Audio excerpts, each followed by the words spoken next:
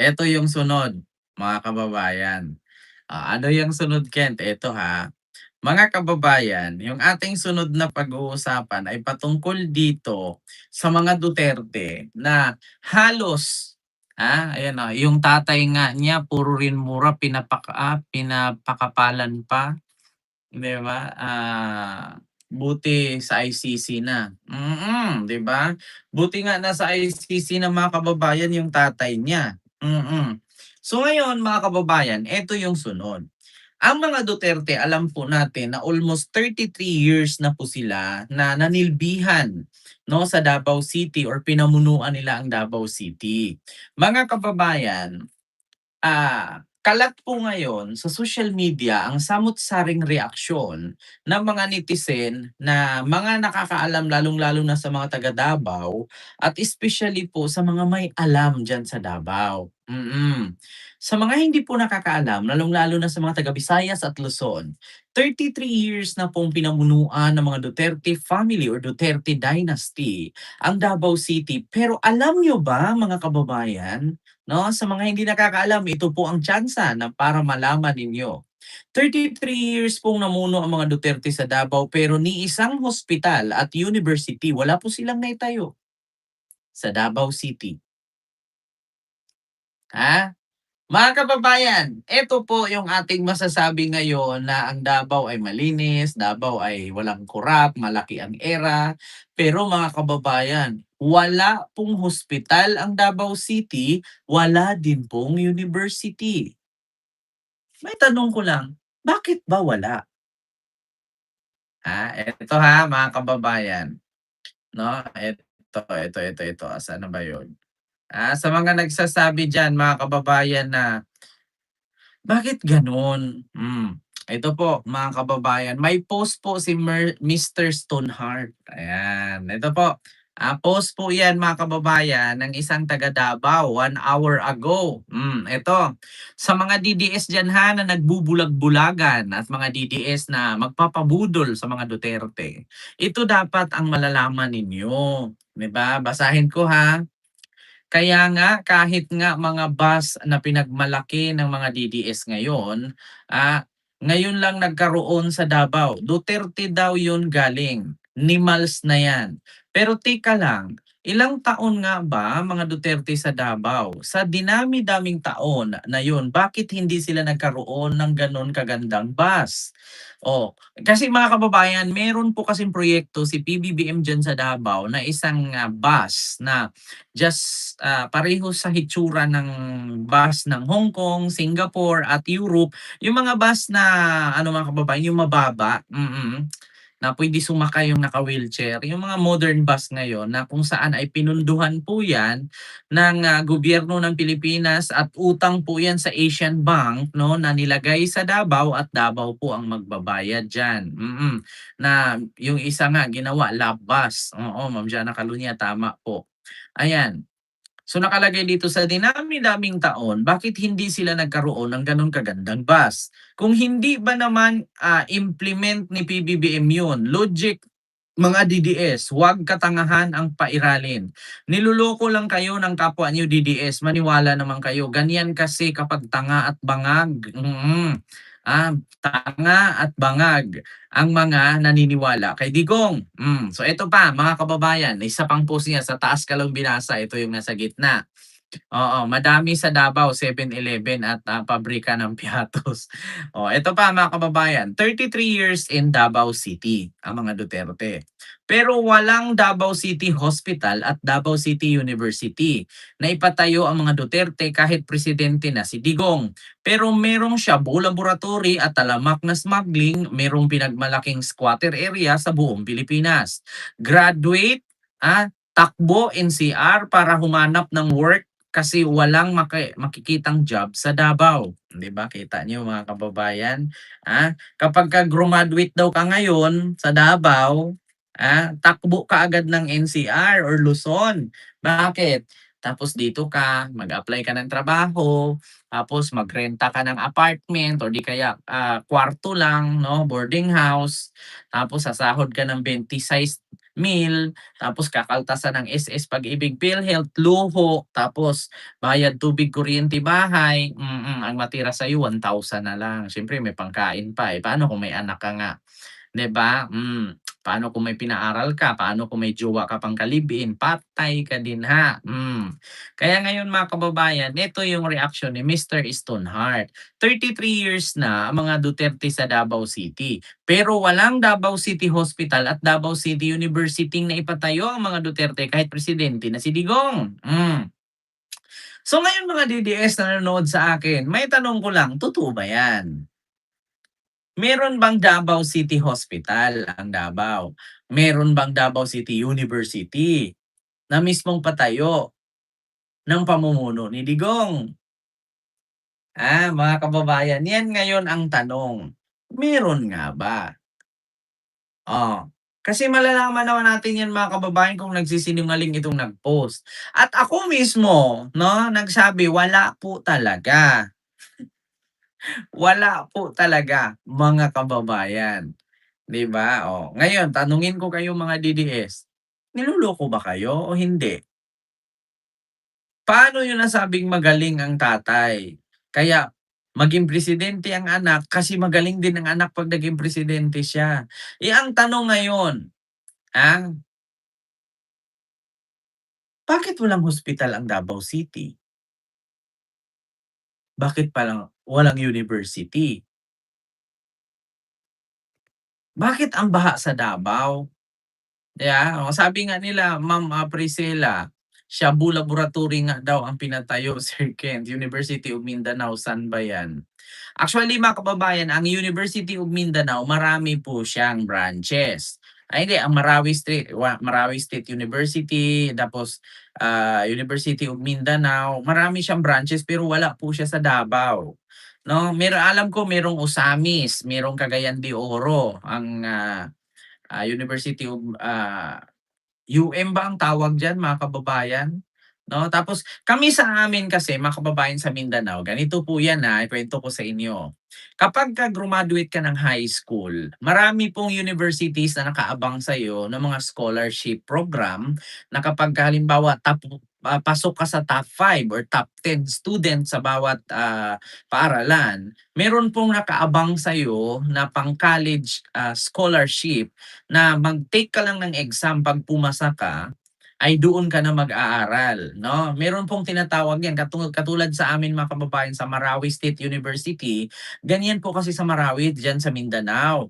Kapagka grumaduate ka ng high school, may nakaabang sa'yo na halimbawa valedictorian ka, salutatorian ka, top 1 hanggang top 10, bigyan po kayo ng pagkakataon na mag-take ng exam tapos 'pag pumasa kayo per school, ay libre po kayo doon 'no. So ang gagastusin ng magulang mo na lang ay ang boarding house na lang at pangkain mo. Pero yung sa school, libre na yon kasi nag-take ka nga ng exam at 'pag pumasa ka, scholarship yon. Pero i-maintain mo yung grado mo. Ganyan po kasi sa Mindanao mga kababayan. Kaya ako po kasi, isa din po ako sa naka-benefits diyan sa Mindanao, sa Marawi University, no, na kapagka pasok ka, high school graduate ka, tapos pasok ka sa top 5 or top 10, isa ka sa pagbigyan ng pagkakataong mag-take ng exam para makuha mo yung, scholarship. So ako po ay nakapasok po ako sa Marawi State University. So hindi po ako nagtagal doon mga kababayan kasi nga sobrang layo at saka uso po kasi dati mga kababayan yung ambush-ambush kasi sa Mindanao. Kaya nga ako po'y pinaiwas ni mama at hindi po ako nagpatuloy sa scholarship na 'yan. Oo, free examination po Ma'am, Vilma Baltasar. Ganyan po kasi kami sa Mindanao. Alam niyo ba mga kababayan na napakaganda ang Marawi State University? Bakit? Ako po mismo saksi, bakit? Naka-avail kasi ako sa kanilang, scholarship program diyan. Alam niyo ba sa Marawi State University mga kababayan, mag-experiment kayo, kasama ninyo yung mga, professor, kasama niyo mga fruit ng Japan, fruit ng Australia. Meron kasing gano'n mga kababayan sa Marawi State University. Halimbawa, major mo ay pagdating sa mga technology, pagdating mo sa IT or engineering, ang mga makakasama mo is mga national, may Japanese national, Australian, German, gano'n kasi mga kababayan yung magtuturo sa'yo do'n. Maganda po talaga sa Marawi State University. Kaya yan lang po ang bukod tangi mga kababayan na university sa Pilipinas na mag-aral ka kasama mo mga ibang lahi yung magtuturo sa'yo, mga professor. Kaya sa totoo lang mga kababayan maganda po ang ano ng Mindanao, panukala 'no, at maganda po. Kaya kung napansin niyo po mga kababayan, kadalasan po sa mga estudyante na galing Mindanao at Visayas, ayun po yung mga kadalasan pumapasa lalong-lalo sa bar exam, 'di ba, yung sa, tawag dito civil, service exam, may mga ganyan nga mabilis, 'di ba? Mm. So, maraming ano mga kababayan, maraming, mga Bisaya na nakakapasa agad 'no, madaling makapasa kasi bakit, kami kasi sa Bisaya, sa mga Bisaya mga kababayan, ang hilig kasi namin talaga is siyempre namulat kami sa kahirapan, nabuhay kami sa kahirapan, 'di ba? So, ang laging nakatatak sa isipan namin mag-aral ng mabuti, sipagan ang pag-aaral kasi someday yang pag-aaral ang mag-angat sa'yo para umunlad ka sa buhay at maiahon mo sa kahirapan ng iyong pamilya. Yan lagi ang nakatatak sa isipan namin mga kababayan, lalong-lalo na sa parting Mindanao at sa Visayas. Mag-aral ng mabuti kasi yan yung mag-angat sa'yo sa kahirapan at mag-ahon sa iyong pamilya galing sa kahirapan ang pag-aaral. Wala ka mang sapat na kayamanan, wala ka mang bilyon-bilyong pera na mamanahin, pero ang, katalinuhan ay higit pa sa ginto. Kaya iyan ay iyong pag-iingatan. Kasi dahil sa katalinuhan, dahil sa kaalaman, yan yung mag-ahon sa inyo sa kahirapan.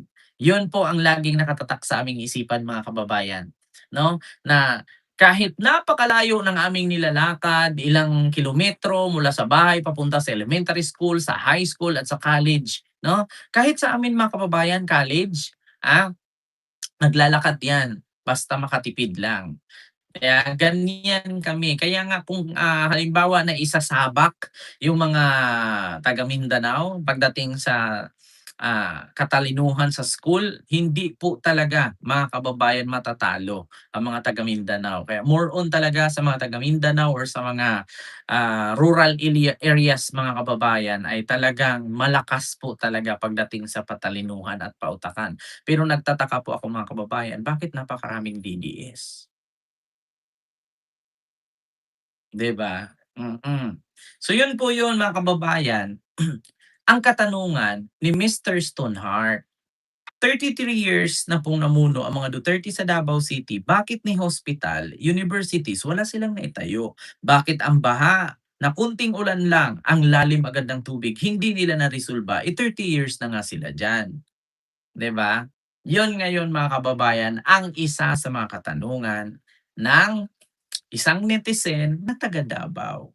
O sa mga hindi po nakakaalam sa Davao, wag na po kayong mag-react kasi bakit? Hindi kayo taga Davao. So kaming mga nasa Davao areas, Davao region, alam po namin ang kalakaran diyan. Kasi bakit? Magkadikit lang yan eh, Davao del Norte, Davao del Sur, Davao Occidental, Davao de Oro, 'di ba? Lahat po mga kababayan, dikit-dikit lang yan. Zamboanga del Norte, Zamboanga del Sur, Zamboanga Sibugay, o 'di ba? Zamboanga City, dikit-dikit lang po 'yan. Lanao del Norte, Lanao del Sur, Lanao area, Usamis, Iligan, Oroqueta, Pagadian, Dipolog, Dapitan, Siukon, Sindangan, Ipil, 'yan. Dikit-dikit na 'yan mga kababayan, 'no? Buog, Pagadian, oo. Tapos hanggang Zamboanga City na 'yan. 'No, paikot mga kababayan hanggang sa Cagayan de Oro, Davao City, Samal Island, hanggang sa Sabah, Borneo, Malaysia.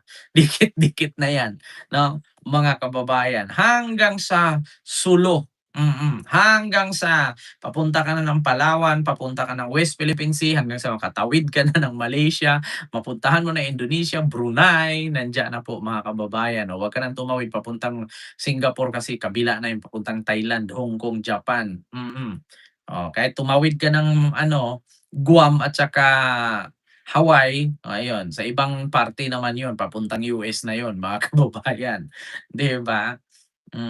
Gano'n po 'yun. Kaya sa mga DDS diyan 'no, lalong-lalo na sa mga taga Maynila, mga taga Visayas na hindi nakakaalam, 'yun po dapat 'no, kapag bumoto po tayo lalong-lalo na sa eleksyon, isipin po nating mabuti na ang ating binoto ba ay may nagawa. Yung ating binoto ba ay merong mga proyektong naipatayo na kanilang iiwan, 'di ba? At hindi sila makakalimutan 'no. Bigyan ko kayo ng example mga kababayan, isang politician na hindi malilimutan 'no, tandaan ninyo. Ferdinand Marcos Sr. Yan yung isa sa pulitiko na hindi mo makakalimutan. Bakit? May 7 alas yan. Ano ba yung 7 alas niya? Yan po yung mga kababayan, yung mga proyekto na hanggang sa ngayon, ilang taon ang nakalipas ay nagagamit pa rin. 'Di ba at napapakinabangan, 'no? So yun po yun mga kababayan bakit ang sabi agad, "Bakit Ken si Digong?" Hindi siya makakalimutan. Hindi po siya makakalimutan mga kababayan si Digong bakit? Si Digong lang po mga kababayan ang bukod-tanging kauna-unahang Asian leaders 'no or parte ng Asian leaders na nakakulong sa dahig. Siya po ang hindi makakalimutan. 'Di ba? Pero pagdating sa gawa wala po. Kung hindi niyo man siya makakalimutan, yun po yung tulay sa Isabela Bumiga, yun po yung pera na galing sa illegal na droga, pogo, lahat at saka yung war on drugs, ayan. Hindi po niyo makakalimutan si Digong pagdating sa ganyan. Susunod mga kababayan, totoo po yun, sinasabi ko mga kababayan.